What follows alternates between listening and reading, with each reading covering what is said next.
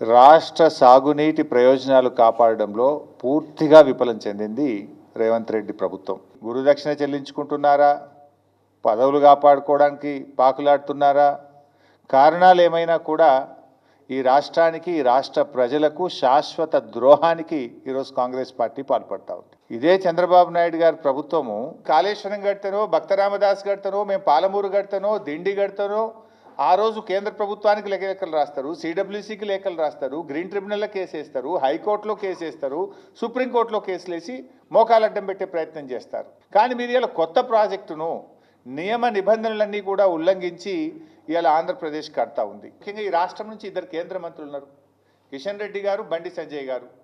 మీకు బాధ్యత లేదా అని అడుగుతా ఉన్నా. ఈ రాష్ట్రానికి అన్యాయం జరుగుతూ ఉంటే మీరు ఏం చేస్తున్నారో నేను అడుగుతా ఉన్నా.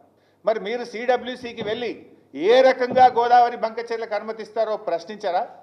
కేబినెట్ మీటింగ్లో ప్రధానమంత్రి గారికి మీరు చెప్పరా? ఇవాళ మీరు పోలవరం జాతీయ ప్రాజెక్ట్ ఇచ్చారు ఆంధ్రప్రదేశ్కు, సంతోషం, వి వెల్కమ్, మాకేం జలసీ లేదు.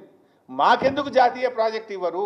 ఢిల్లీకి వచ్చి సిడబ్ల్యూసీ కార్యాలయం ముందు బీఆర్ఎస్ పార్టీ ఆధ్వర్యంలో ధర్నా నిర్వహిస్తాం, కేంద్ర ప్రభుత్వ యొక్క ద్వంద్వ నీతిని ఢిల్లీ వేదికగా ఎండగడతామని చెప్పి కూడా హెచ్చరిస్తా ఉన్నాం.